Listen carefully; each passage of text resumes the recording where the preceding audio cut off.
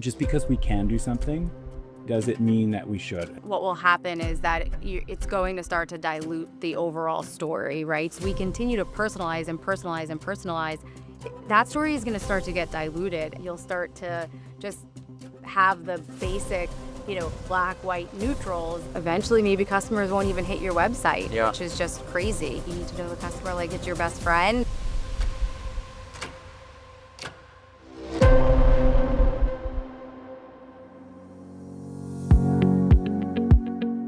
Well, welcome back to another episode of the Brilliant Commerce Podcast, where I get a chance to sit down with some of the brightest minds in commerce behind some of what I call iconic or next to be iconic brands. Today, I'm joined by Laurie Filetta, VP of e-commerce at Haan, who I would put in the category of absolutely iconic brand. Certainly a brand that I've known for a really long time. So, Laurie, thanks for being here. Yeah, thank you for having me.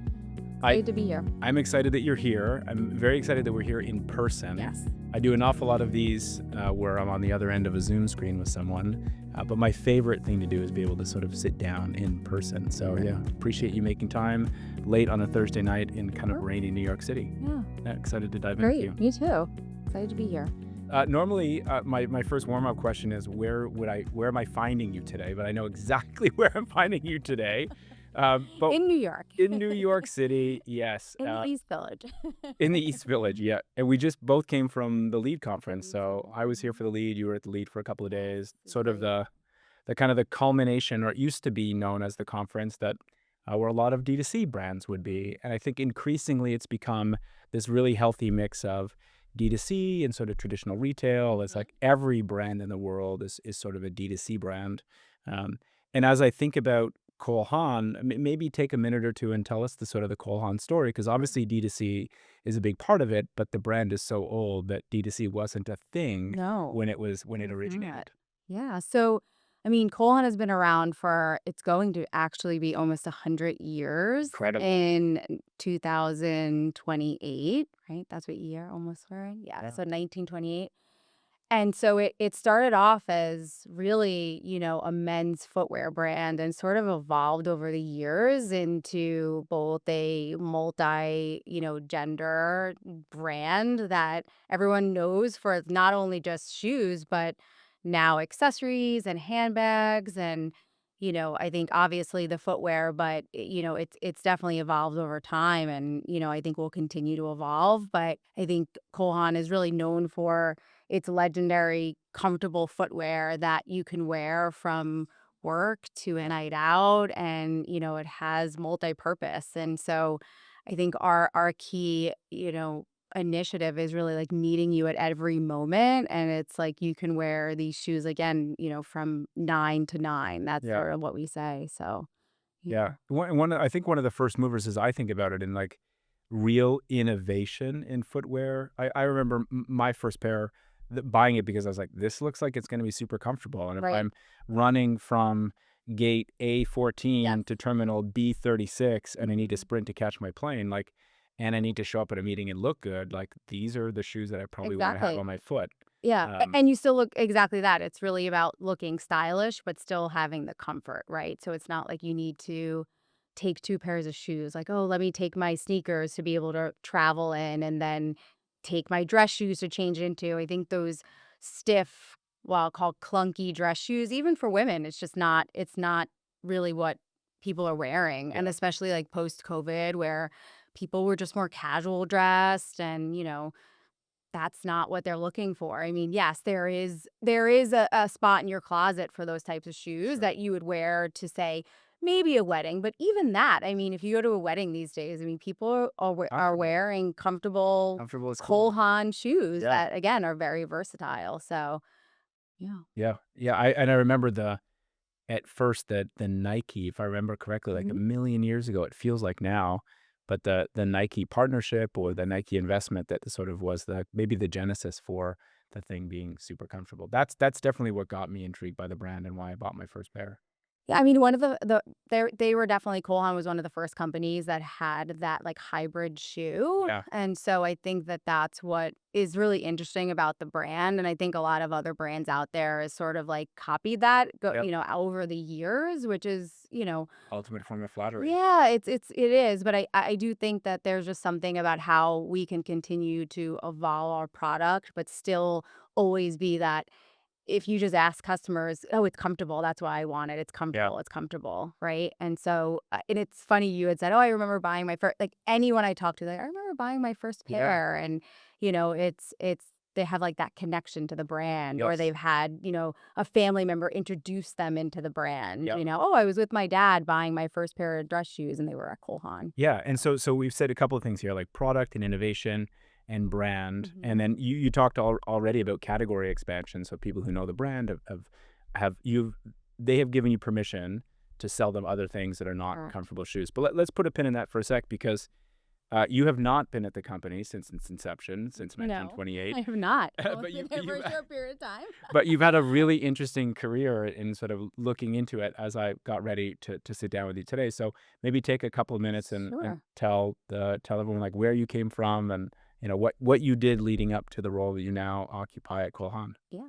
So I mean, I've been in e-commerce like over 18 plus years. I basically was out of graduated college, knew I wanted to be in some sort of merchandising fashion business role.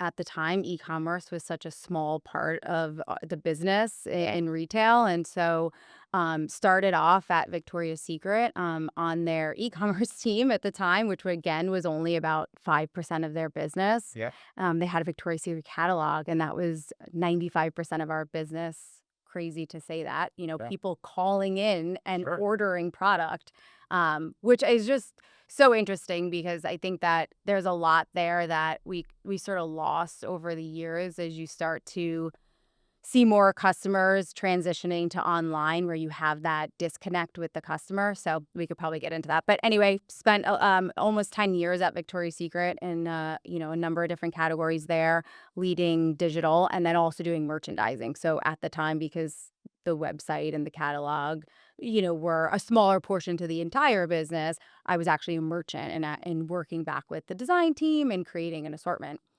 Then decided that I really wanted to hone in on digital and kind of disconnect myself for a bit from the product and really learn more. So I moved on to Bed Bath& and Beyond to learn more about, digital, and that's really where I was able to partner with a lot of technology partners, understand like different tech stacks and how do we kind of build a website and the nuts and bolts. So spent about 5 years there.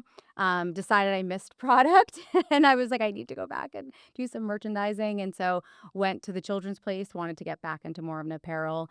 Spent about almost 3 years there, again, leading all of their brand websites as well as doing merchandising. And then spent about 2 years at Foot Locker. Really loved Foot Locker as a brand and really their leadership there.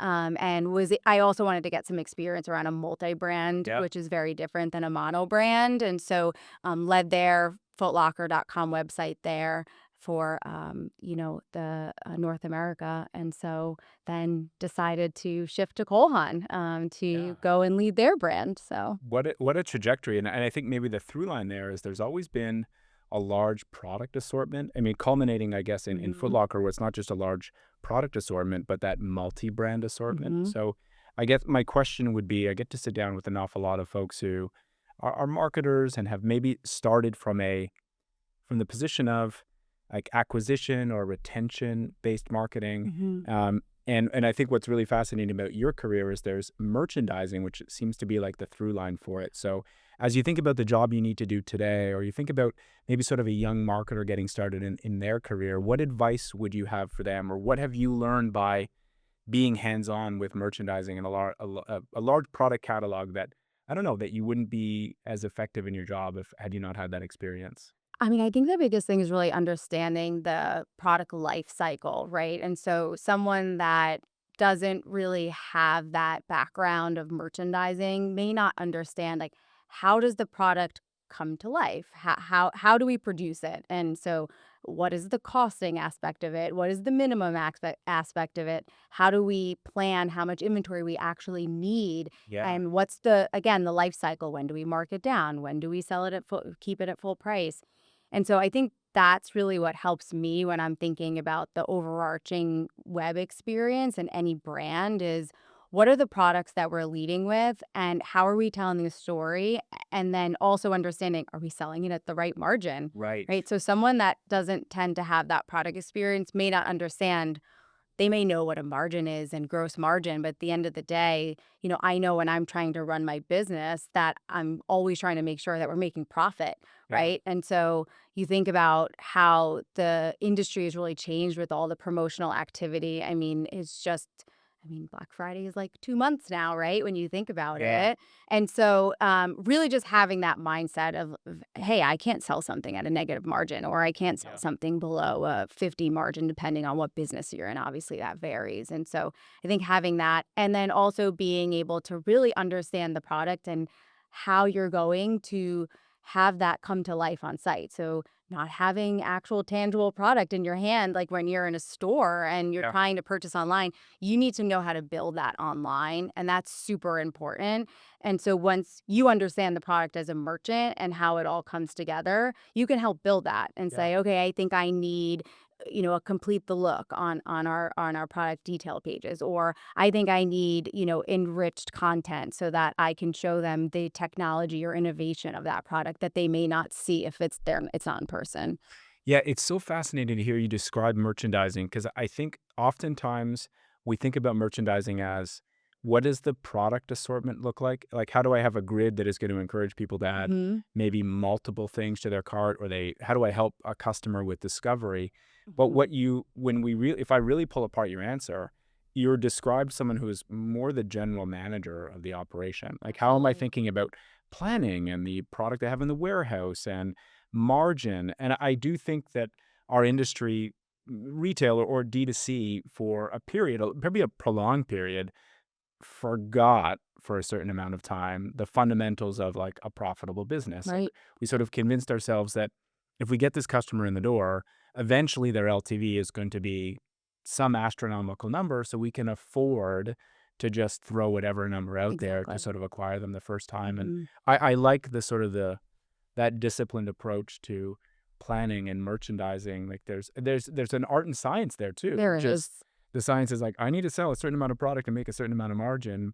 And the art, it would seem to me, is like what do I think a customer is going to respond really well to? So they're finding what they want, Hmm. they're buying what they need, and maybe they're also leaving with something they didn't think they wanted, but that benefits Right. their holistic experience of the brand and improves your bottom line. Well, and also I think there is an aspect of it that if you have that merchandising eye, you know what goes together, right? So a lot of, I'd say e-commerce leaders talk about UPT Yeah. and really building that cart. And so how do we talk about product recommendation trays? And you really need that eye to know what will work in that spot within your PDP on your homepage. Because if you're just, I know a lot of it's algorithm now, but in some cases, some of it needs to be curated as well, Yeah. right? And you don't always want to just drive your customer to this, page that has thousands of items when you're trying to tell a story. And so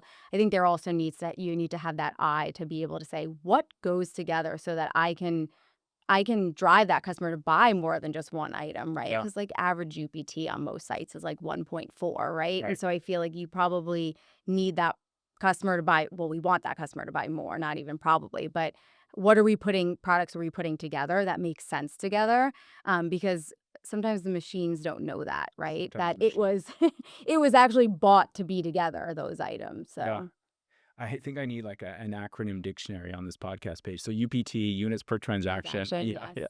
yeah. Yeah. Um, so yeah, I didn't intend to go to the machines just yet, but Okay. I realize that I'm sitting across from someone who is probably like one of the foremost experts in our industry, and I'm imagining you're playing around with tools that will allow for more of an algorithmic merchandising experience. What's your reaction been like so far? Are there some that are getting it right? Are they losing that magic? Like, where do you net out on this sort of like being data informed and just trusting your gut and being like completely hands off and data driven. I think there has to be a balance, to be honest. I mean, I think the machines, they're machines. They do a great job. They do what we need to do. I don't think that there is an aspect, this is my opinion, that we need to manually merchandise an entire product listing page, right? Because that's the reason we have search and merch Yeah. tools, and that's their job.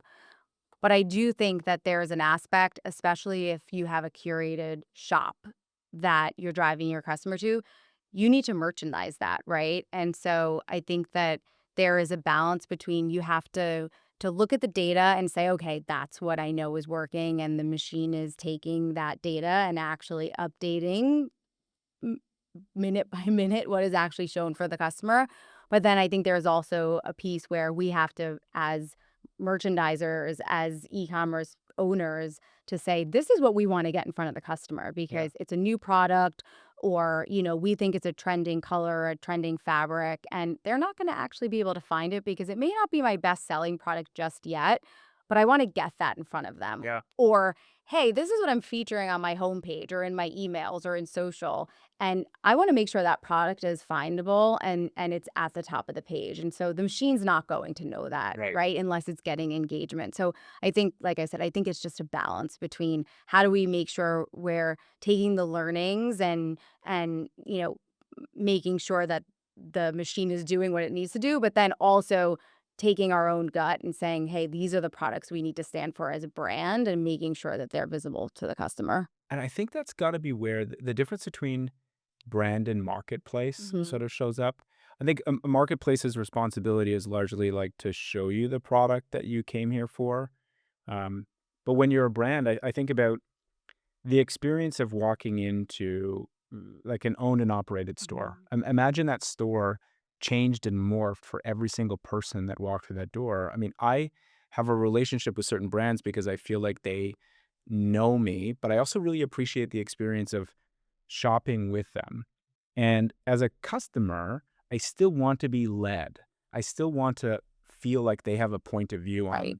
on the style or the category generally, and I kind of want to experience that. And I guess my fear is that just because we can do something, does it mean that we should? And we are definitely living in an era that if we wanted to personalize every single experience for every single shopper on our Mhm. site, we probably can now. Mhm.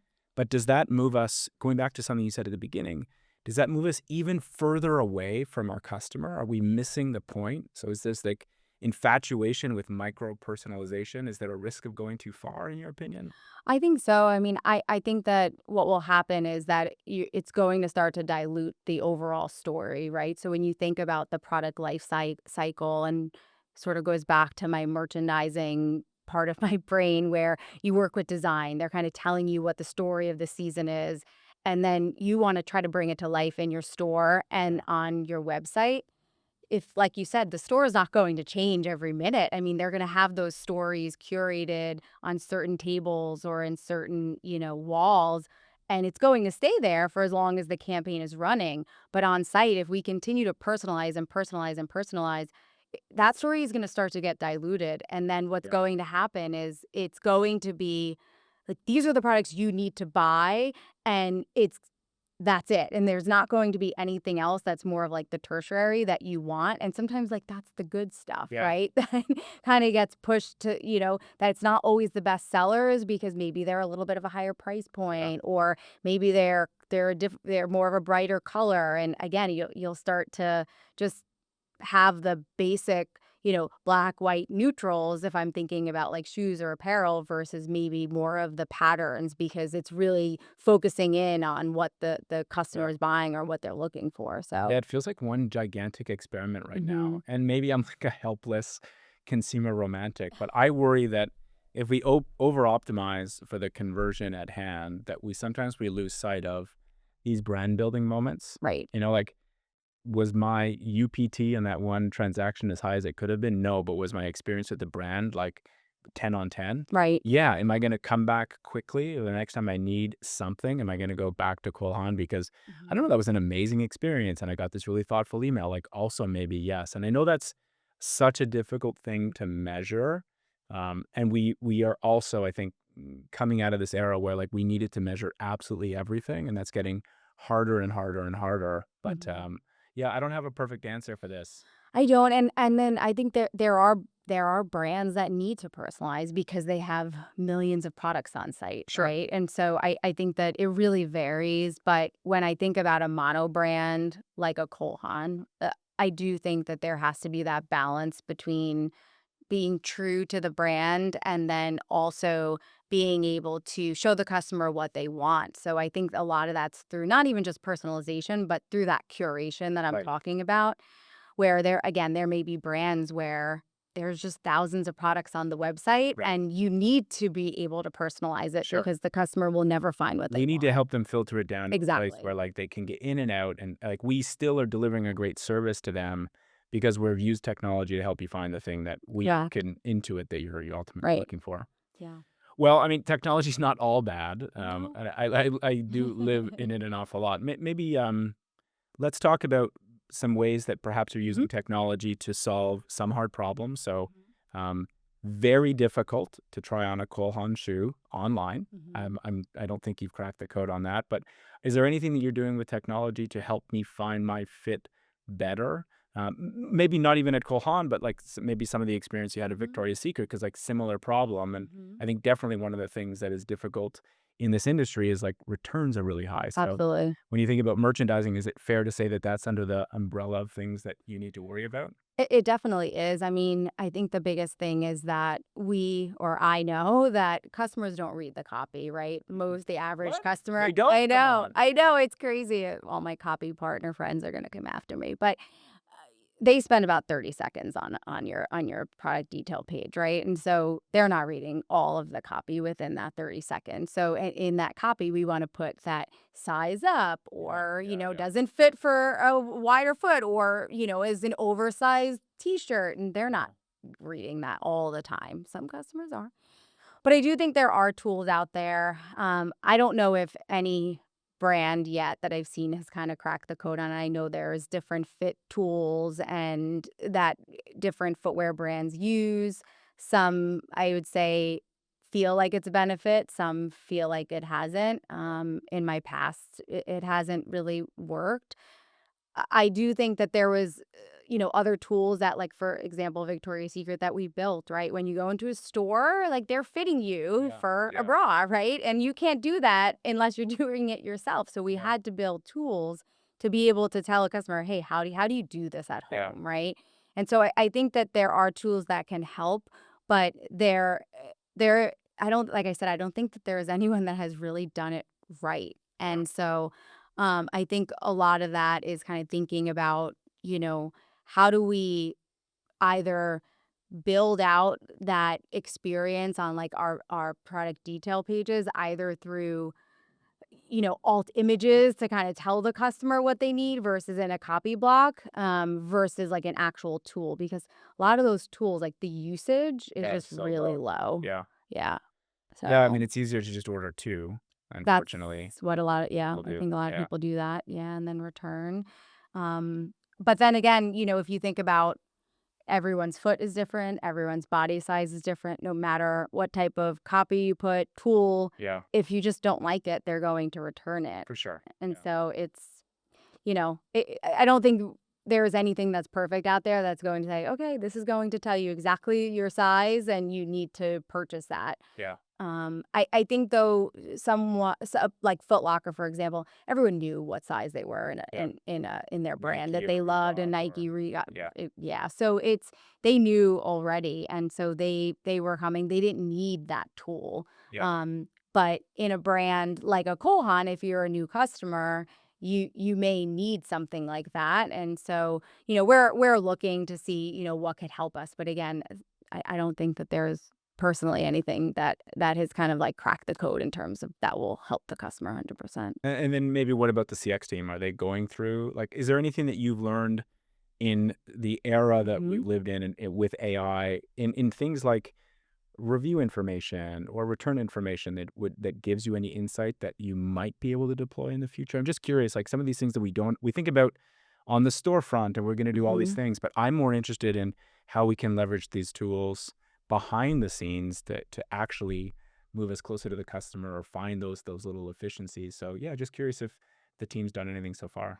Yeah, I mean, we definitely dig a lot into the reviews and then even just into the returns. Yeah. But this sort of goes back to my comment earlier around where we've kind of lost that connection with the customer as they turned more digital is, when I worked at Victoria's Secret, like you talk to the customer we would listen in onto the phone calls and the customer Yeah. would talk and say, this style is running so big. You guys need to look at the fit. And Yeah. I've been a customer for 20 years and they would give us their whole story and we would take that feedback.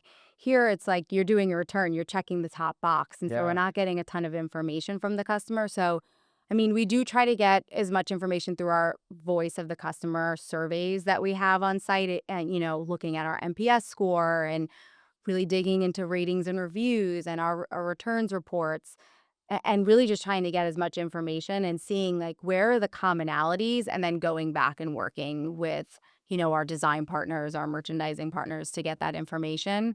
But a lot of it is really through, I would say, the ratings and reviews is really the biggest piece. And so, we've been using really those vendors. There's a lot of them out Yeah. there now that kind of help us, curate through their own AI of like what are the, I guess, again, the commonalities that we're Yeah. seeing Yeah. and The the patterns. sentiments that we're seeing. Okay. So So beyond pulling out information there, as I think about there's I I have to say it, but there's an awful lot of conversation these days about agentic commerce, yes. and so before we know it, agents are going to be doing Mhm. all of our shopping for us. This isn't going to be a problem. But in order for agents to shop for us, agents have to be able to discover the product. And I'm hearing an awful lot from people that an emphasis on reviews and encouraging people to write those words so that Kohan or any other brand is going to be relevant. Just curious, like from a discovery point of view, how important has that been for Kohan? Is the team investing anything in visibility across some of these agent engines? I mean, I think everyone is at this point really trying to understand that. I mean, if you read articles, I just read the article about Google and how they've kind of, just, re-amplified their search engine and what it is and turned it truly all into AI and Yeah. not what it used to just be like our generic search box. So yes, that the answer is yes. I mean, we all are, but I think we're all just still trying to figure out what does that mean because Yeah. there's so many different agentic platforms out there and they all tell you something different, Yeah. right? And so I don't think that we all know yet, like, what is the right thing that you need to do? Whereas with SEO, okay, we know we need to have SEO copy on our product listing pages. Yeah. We need to make sure that we're using the right keywords out there, that our URL parameters are make sense so that when Google crawls, it's going to bring us to the top. So that was sort of very not easy, but you knew what you needed to do. Well, I mean, if you remember the early days of that, though, to me, this feels like the early days of us building a bunch of shadow pages and Yes, backlinks that no one was ever going to see that never felt good, but we were always trying to stay one step ahead of the algorithm. absolutely. And then it would change, and It we were like, changed. oh shit, now what do I do? Exactly. And That's then exactly how I feel that's right now. exactly how I feel too. But it did get to a point where we understood, Mhm. okay, well, these are the rules of the game. And these are like semantically, I should be doing the following things. And then I'll at least Mhm. stand a good chance of showing up. And then, of course, I can pay. And if I pay, then that guarantees that I show Then up. I'll friend the Yeah. first spot. I mean, I'm sure we'll get there one day when we'll understand, but I think that there are so many different tactics that we need to understand. So they're, just kind of meeting with with companies that give reporting, the amount of different resources that these AI agents are using to pull information is very different than Yeah. SEO. And so like Reddit is a big one, Yeah. and being Or able to be out OpenAI. there in Reddit. And Yeah. so even just leveraging articles out there and how Yeah. important that is now for, say, someone who is in your PR department to Yeah. make sure that they're getting out there because if you're looking at what these prompts are and how they're being resourced in terms of what's pulling back, I mean, Reddit and those articles are some of the top, Yeah. resources there. And so it's difficult right now because I think that there's just so much that we need to do and get ahead of in order to make sure that we're being a brand that's pulling back Yeah. in terms of the results. And so, um, yeah, it's a lot that we It's a need lot. to I mean, figure out. I would imagine a brand like yours, and given its heritage nature and the fact that you've been around for that many years and have that many customers, the thing that encourages me somewhat the way that these agents are working is that they it's difficult to fake. They're looking at real content and they're Mhm, trying to decide authentically what is relevant and mhm, ultimately what is important. And so having reach, having stores, meeting customers where they are, delivering a good brand experience, mhm. like there's no shortcuts to that. No, You've got to you got to keep doing all the right things, and then not hopefully, hope isn't a strategy, right. but it is one of the things that you need to be investing in. Yeah, and it's something that we're gonna just have to anyone in e-commerce is just gonna have to continue to stay on top of, because I think it's just going to take a couple of years to learn what are the right strategies, and we're all gonna have to just test and learn because we're all gonna be fighting for the same position at the end of the day, Yeah. right? Whereas to, your point, like, you were able to pay for the first Yeah. like this, maybe eventually we'll get there where we can actually pay for the AI, agent to be able to, have us as a top brand. But I mean, I'm not aware of anything right now that you'd be We're able to do close. so, but I'm sure we're getting there. Yeah. So it's just really just staying on top of it and just understanding, Yeah. what are the strategies that we need to go after to be able to protect our brand. Yeah. And so, there's going to be a point where I'm sure you're going to have the whole shopping and checkout experience just within these, again, these AI platforms. And eventually maybe customers won't even hit your website, Yeah. which is just crazy, right? So how do you think about merchandising in that world? Because as I think about the tools that are available to us today, Hmm. which is to say, whether I'm uploading my product catalog, like Hmm. a lot of it was early on, like these agents were doing all, or the LLMs, the frontier models were doing all the discovery on their own. So they would scrape your site and then they would figure it out. But now, like if you're Google or if you're OpenAI or if you're partnering with Stripe, they're asking you to upload your catalog to them. So that gives you an opportunity to merchandise. And so they're starts to me to feel an awful lot like the shopping channels that we grew up with sort of 20 years ago. Right.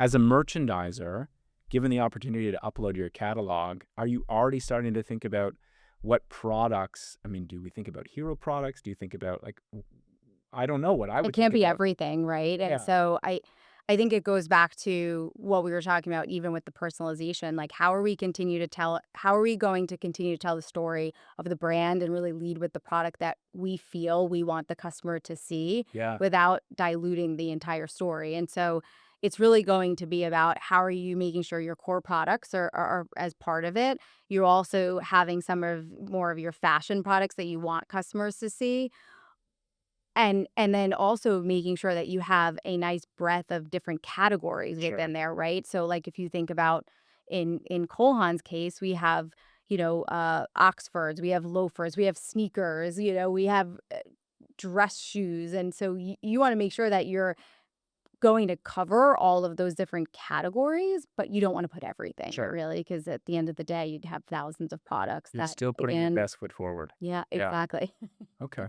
So fair to say you're not overreacting to this right now. You're not sprinting. You're being aware of it. You're I mean, I think we're actively chasing it. It's just trying to really understand what do we need to go after and not trying to moving quick, but not quick where we'll make too many mistakes, right. right? And so I think there's still just a lot to learn. And because all of these agentic platforms are just they're so, like I said, they're so different. It's like you Yeah. can't even just chase one Right. because you may say, "Okay, I got it really good on Claude, but wait, oh, no, now on Gemini, yeah, now we're ranking really low there." So Yeah.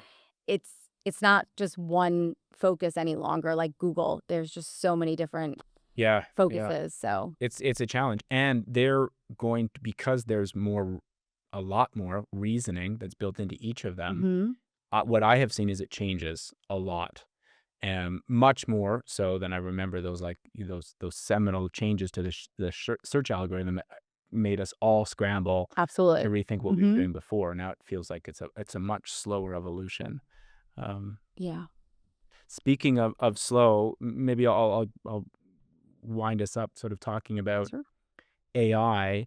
Um, Are you taking a similar slow and steady approach like across your team? Like how are you coaching your team to use tools to get them not further away from the customer but closer to the customer? I'd really love to hear what's working for you or what's not working. Hmm. So I would say in terms of like tools, it's really around like if there is anything, it's really around reporting for Okay. me that I think is really important to be able to say instead of those long hours of, we used to know of pulling reports and Yeah. dissecting them and being able to understand, okay, what's actually happening in the business? How do we make sure that we are leveraging AI to be able to help pull all that information together to help us build or come to a Faster insights. conclusion, insights, right? Yeah. To be able to make changes and optimize in real time. Right. So I think that's a big one for us, right? Because it's really being able to react quicker. Yep. There's also a whole, the whole aspect of like operational excellence in terms of how do we utilize AI in terms of, with websites. I mean, you can do copy in AI now. You can do Yeah. images in AI, and it's much quicker. Again, I think that we're not chasing that. I wouldn't chase that as much personally because I think you again lose the authenticity of the brand and the lifestyle of the brand. So I'd say there's places that you can do that, but then there's other places that you probably don't want to do that because you still want it to feel like a real person that's experiencing the brand and wearing the brand in different moments. So I would say the two focuses I'm kind of telling the team of, we if we're gonna try to go after it anywhere internally, like those are the two places we need to focus on. I mean, I think those are exceptionally wise words. It took Mhm. nearly 100 years for Haan to get to where it is today. Right. That's an awful lot of brand equity built Hmm. up over time. You're sitting on a ton of data. Being able to leverage AI to get you faster insights to be able to do things for the customer Hmm. seems like a logical place to invest. But then also cautioning the team to not move so fast with copy and images that can very quickly, much faster Hmm. than 100 years, Yes, erode that brand absolutely. equity. And I think that's a really maybe a good place to end today's conversation. Like Hmm. great advice for people who are feeling like everything is happening so fast. A good reminder that iconic brands are built over time, are built with careful connection with their customers. And like we need to use that connection and that Yes. responsibility. We need to treat that very preciously. So Yeah, I'd say probably the most important for anyone that is within retail or e-commerce, you have to have that connection to that customer no matter where we go with AI or in any aspect of e-commerce because I think that if you lose your focus on the customer, it's just it's never going to work, right? You like